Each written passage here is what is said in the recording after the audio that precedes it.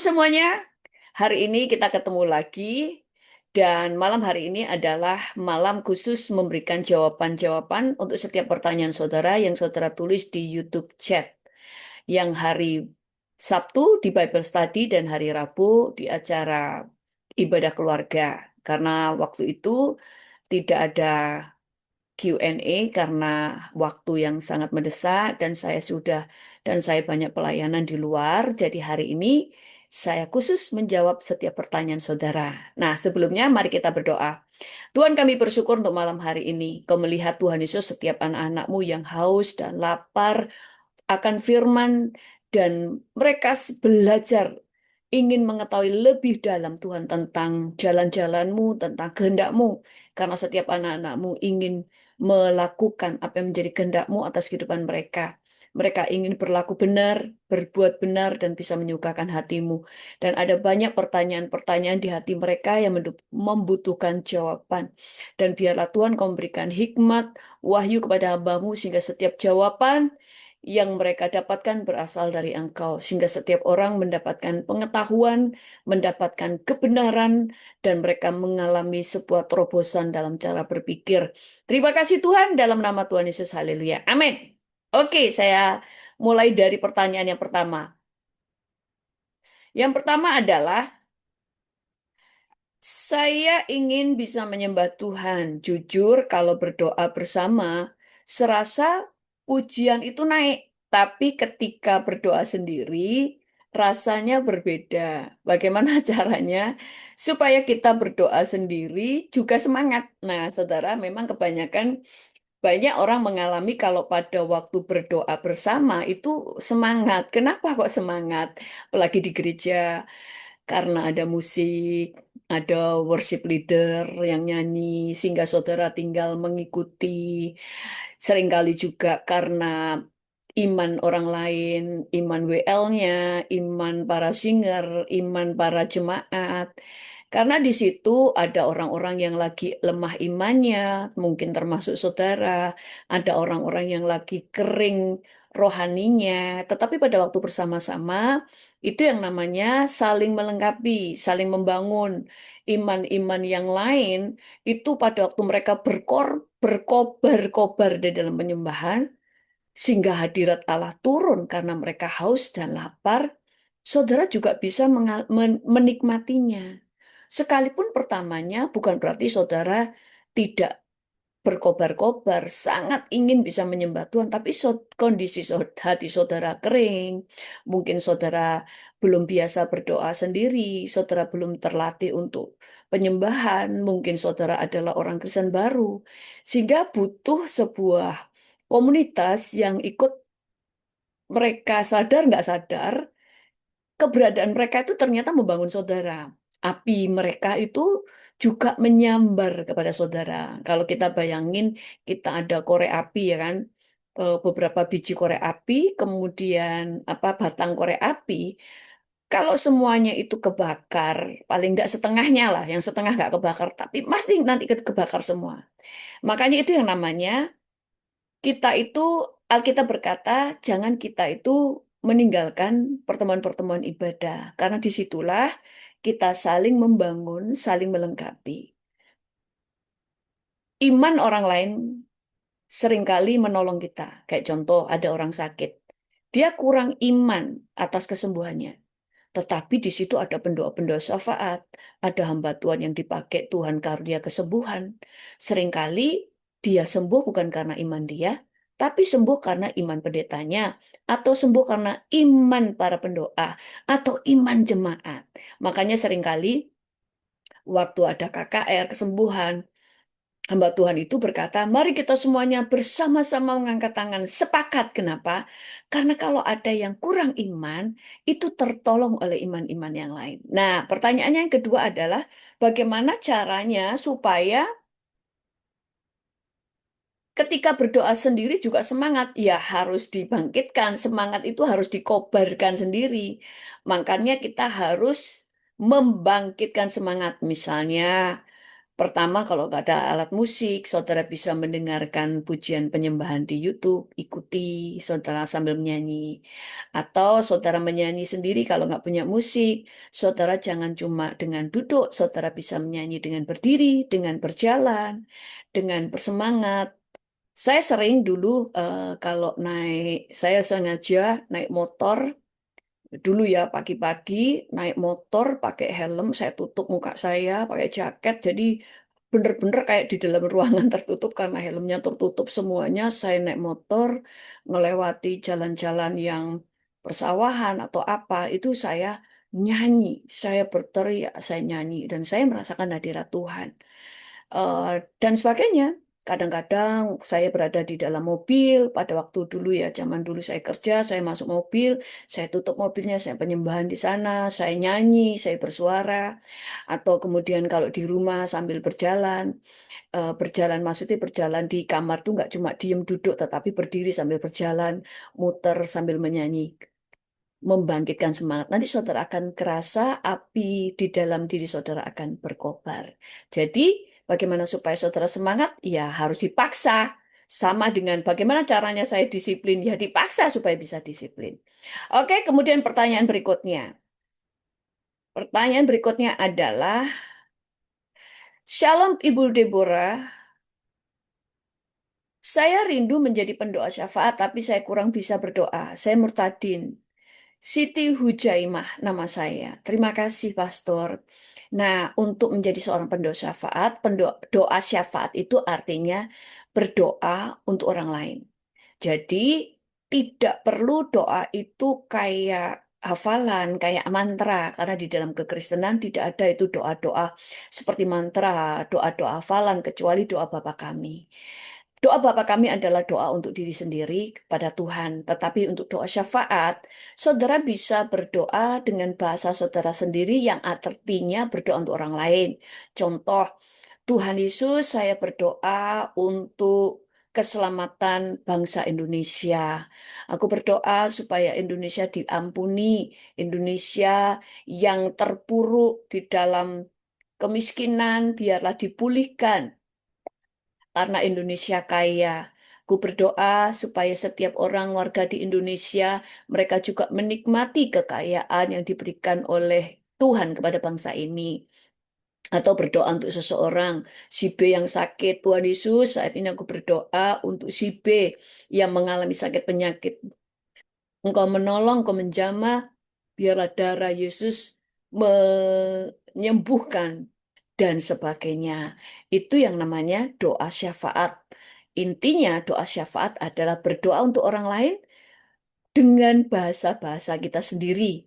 Yang artinya seperti kita kalau ngomong dengan seseorang yang penting, orang itu tahu maksud dari doa kita gitu loh, doa. Jadi doa kita kepada Tuhan, kalau kita ngomong sama orang misalnya, tolong dong si A, dia itu butuh pertolongan. Nah, kita kan ngomong, yang penting orang itu paham. Nah, kalau dengan Tuhan, seringkali doa kita mungkin gak sempurna. Tetapi Tuhan itu tahu maksud kita. Jadi, lakukan saja ya Ibu ya. Luar biasa, Ibu telah menjadi seorang percaya, Ibu adalah anak Yesus. Ikuti terus pengajaran-pengajaran dari YouTube channel ini supaya saudara semakin hari semakin paham akan firman dan paham bagaimana menjadi seorang Kristen. Oke, kita lanjutkan pertanyaan berikutnya. Saya mau bertanya tentang ayat Matius 8 ayat 20. Maknanya apa? Semoga Tuhan memberkati Pastor Deborah. Oke, saya akan baca Matius 8 ayat 28.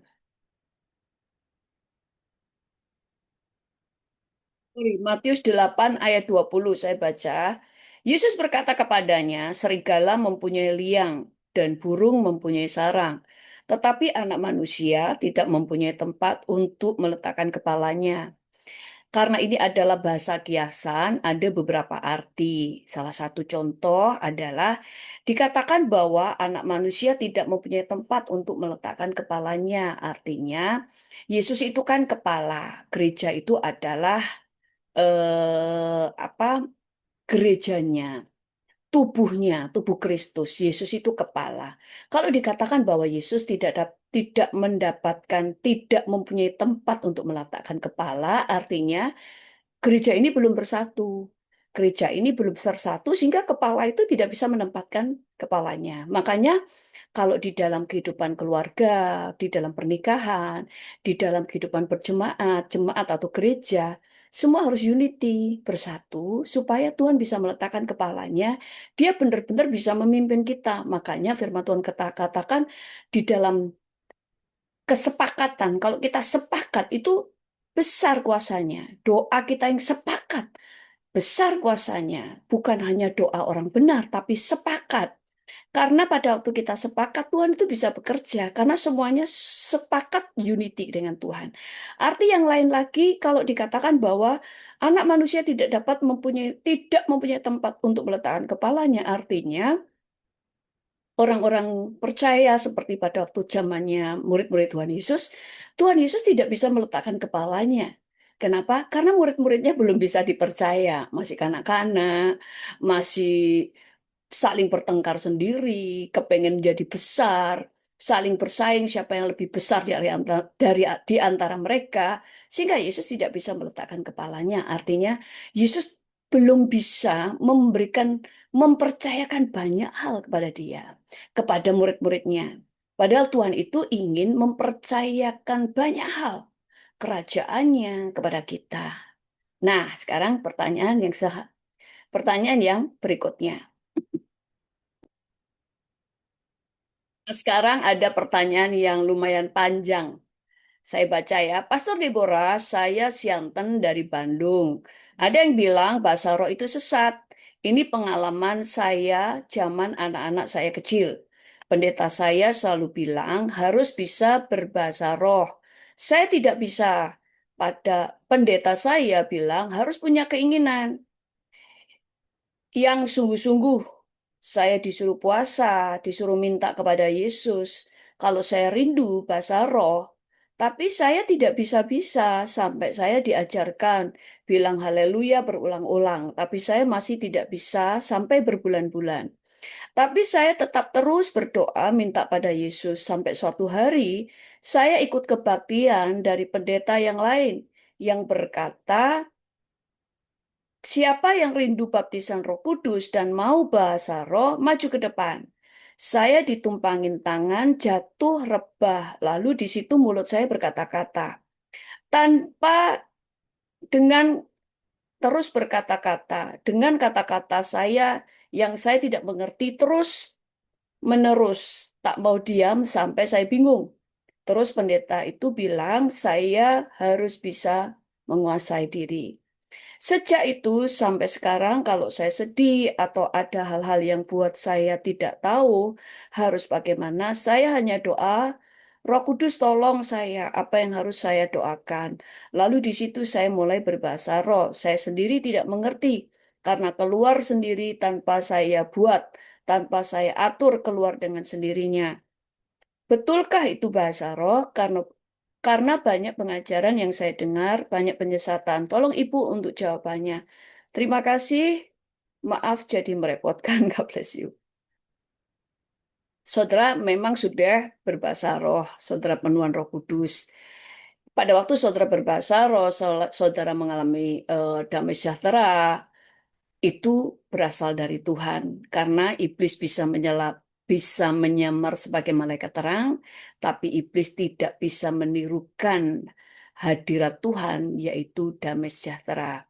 Jadi tetap lakukan. Mungkin banyak orang yang mengatakan ada penyesatan, tidak usah bingung. Yang tahu adalah saudara. Kalau saudara mengalami kepenuhan Roh Kudus, saudara berbahasa roh dan itu membangkitkan semangat saudara, doa saudara menjadi ada terobosan, saudara ada damai sejahtera, ada sukacita, ya itu dari Tuhan, nggak usah terlalu banyak mikirin yang lain.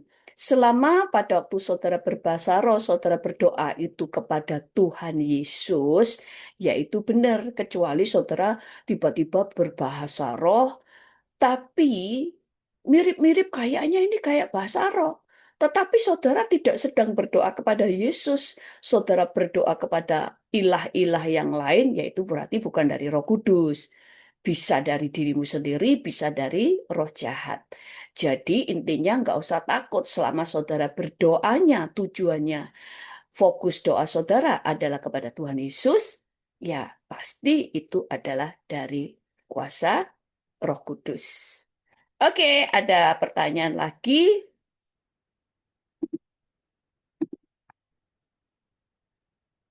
Ibu Pastor Deborah, saya Sianten dari Bandung. Ibu, kadang saya ada rasa khawatir, betulkah semua dosa-dosa kita ketika kita minta ampun, Yesus ampuni dan tidak melakukannya lagi? Ibu, bolehkah saya minta WA Ibu karena saya tidak mau semua orang baca WA saya. Saya takut nanti jadi batu sandungan. Terima kasih, Pastor Deborah. Oke, kalau saudara mau tanya kepada saya dan sebagainya, DM di Instagram saya. Karena saya tidak punya waktu kalau harus telepon, saudara ya. Banyak orang yang minta telepon. Karena saya sibuk sekali, tidak bisa untuk terima telepon, ngomong, ya kan. Lebih baik saudara menulis di IG saya baca, nanti saya doakan, baru saya akan memberikan balasan.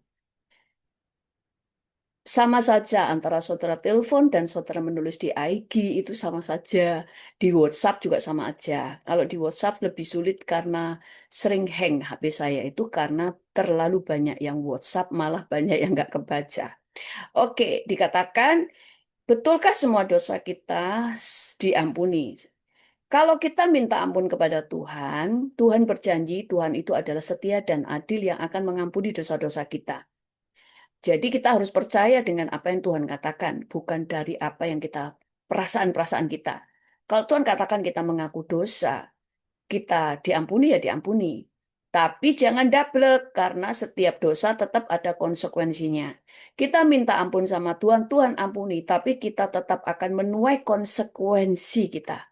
Misalnya nih, kita memfitnah orang, minta ampun lagi. Besoknya memfitnah orang, minta ampun lagi. Terus, ini yang namanya meng- meremehkan atau menginjak-injak kasih karunia.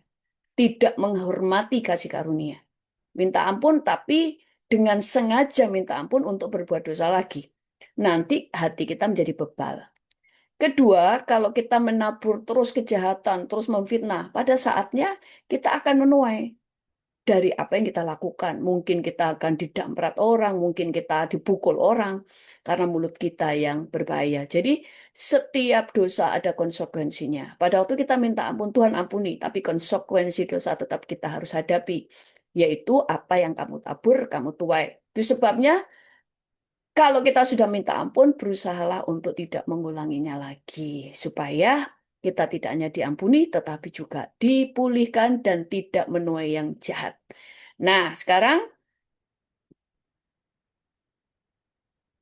pertanyaan selanjutnya. Ada teman, dia selalu rebah di setiap kebaktian, bahkan saat pendeta doa untuk orang yang berulang tahun, dia jatuh rebah. Apa yang terjadi hal seperti ini?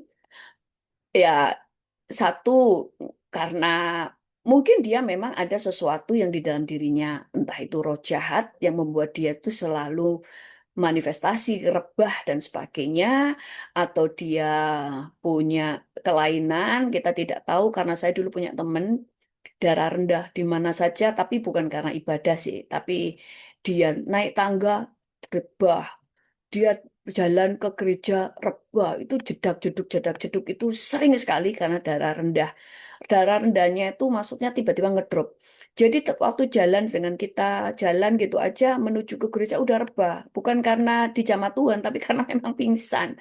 Terus pernah naik tangga asrama ya, dulu teman sekolah ya kan, dia masuk kayak tangga ke asrama, baru naik tangga 3 tangga itu rebah lagi, dia benar-benar jatuh. Kemudian di jalan, kita lagi di jalan jatuh, itu karena memang ada kelainan, karena dia tekanan darahnya itu tiba-tiba ngedrop. Nah, bisa juga, yaitu tadi yang ketiga adalah ada banyak orang itu cari perhatian. Saya dulu punya ada teman, memang pertama kali dia dijamah Tuhan mengalami rebah, dia dilawat Tuhan, ya kan? Sehingga dia melihat semua orang kan memperhatikan. Semua orang, wah kamu tadi dijamah Tuhan ya, gitu dan sebagainya.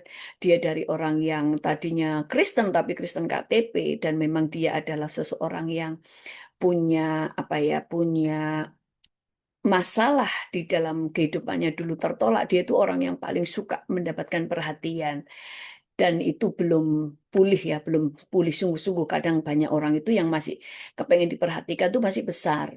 Dan orang ini dijamah Tuhan. Nah, saya percaya dijamah Tuhan itu untuk memulihkan hatinya. Tetapi kan setelah dipulihkan belum tentu orang itu langsung mau berubah. Dan hal itu membuat dia itu kepengen lagi untuk mendapatkan perhatian itu. Sehingga di mana-mana tiba-tiba rebah, tiba-tiba ngelompat-ngelompat sendiri dari cara rebahnya, model dia kalau rebah itu waduh bajunya itu bisa bisa terbuka ke sana kemari. Roh Kudus itu tertib kok. Roh Kudus itu tidak akan membuat sesuatu suasana itu menjadi berantakan, menjadi gak kudus ya kan setiap kali rebah itu tiba-tiba melompat rebah itu terus bajunya itu sampai ke atas dan sebagainya. Sehingga kemudian saya mulai ngomong sama dia bahwa ini bukan dari Roh Kudus. Ini hanya seseorang yang mencari perhatian. Dan memang anak ini adalah dulu orang yang kurang perhatian. Jadi haus dengan perhatian, haus validasi, haus untuk menjadi pusat perhatian. Jadi kadang-kadang ada orang yang selalu rebah. Bukan karena dijamah Tuhan, tetapi karena cari perhatian. Karena dulu juga saya melayani eh, beberapa anak-anak remaja ya kan tiba-tiba teriak-teriak pura-puranya manifest padahal bukan manifest tapi hanya untuk mencari perhatian ada yang memang benar-benar manifestasi kan ada roh jahat tapi ada yang teriak-teriak hanya untuk mencari perhatian karena ada yang namanya dari roh jahat ada yang dari kedagingan jadi kita tidak tahu temanmu itu yang mana yang pertama bisa karena memang eh, ada roh jahat, bisa karena memang dijamah Tuhan, bisa karena memang ada kelainan, tekanan darah rendah tiba-tiba, yang memang suka pingsan, atau memang dia suka mencari perhatian. Tetapi kalau sampai diulang tahun, di mana-mana dia rebah, ya ada yang aneh. Oke, Pastor Deborah, saya mau tanya, Pastor Deborah, saya mau tanya bagaimana caranya menghilangkan kekhawatiran atau overthinking. Ya, caranya menguasai pikiran. Kalau sudah mulai overthinking, mulai pikirkan hal-hal yang baik, yang kudus, yang benar, yang menyukakan. Alihkan pikiran. Itu yang namanya melatih. Sehingga nggak selalu fokus dengan hal-hal yang problem, masalah, tetapi mulai pikirkan hal yang baik. Contoh kita yang kita pikirkan bahwa Allah itu lebih besar daripada masalah. Tuhan itu yang menciptakan langit dan bumi. Masakan Tuhan nggak bisa menyelesaikan atau menolong persoalan saya yang sangat kecil. Dan saudara harus percaya, mulai pikirkan yang baik bahwa tidak ada masalah yang permanen. Semua masalah itu ada jalan keluar. Semua masalah ada expirednya. Nah, kemudian saudara mulai memikirkan hal yang bahagia. Contoh, saya dulu ditolong Tuhan. Dulu saya mengalami mujizat, saya dulu mengalami perjalanan dengan Tuhan. Kalau dulu ditolong, nggak mungkin sekarang nggak ditolong. Lalu fokuskan dengan apa yang harus saudara perbuat. Misalnya saudara sekarang harus bekerja, ya fokuskan dengan pekerjaan saudara. Saudara ke gereja, ya ke gereja. Jadi lakukan apa yang saudara harus lakukan setiap hari. Itu caranya. Kemudian pertanyaan yang berikutnya, pertanyaan berikutnya adalah Shalom Bu Pendeta. Bu, bagaimana dengan orang yang melakukan okultisme buat pengobatan? Dia ke kuburan, terus roh masuk ke badannya buat sembuhin orang sakit. Itu bagaimana Bu? Nggak boleh. Seseorang yang sudah melakukan okultisme, sekalipun dia Kristen, dia bukan anak Yesus karena Tuhan Yesus tidak mau diduakan. Jadi kita tidak boleh terlibat dalam okultisme, harus bertobat dan meninggalkan okultisme. Dan saudara sendiri jangan mau disembuhkan dengan orang yang memakai kuasa-kuasa okultisme, kuasa roh jahat, kuasa tenaga dalam, tidak boleh. karena itu pekerjaan setan. Apa yang kalau sudah terlanjur gimana ya berdoa, minta ampun dan minta dibasuh oleh darah Yesus supaya semua roh jahat yang masuk di dalam kehidupan saudara itu keluar. Saudara benar-benar minta ampun dulu. Bukan langsung tenging-tenging, tapi minta ampun karena saudara sudah berdosa. Saudara telah menajiskan diri dengan mau mendatangi pesembuhan dengan memakai kuasa gelap, yaitu okultisme. Saudara harus minta ampun, akui aku telah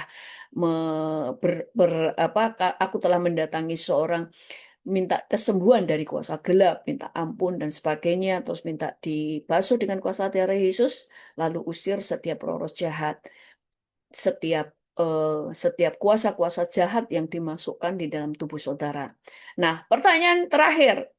Pertanyaan banyak, saudara. Jadi ini terakhir ya, next time kita akan lanjutkan. Shalom Bu Pendeta, Bu bagaimana orang-orang mati yang datang kok ke mimpi saya, padahal saya kan tidak kemana-mana, cuma doa online bersama. Jadi mimpi seperti itu, Pastor. Gimana ini maksudnya?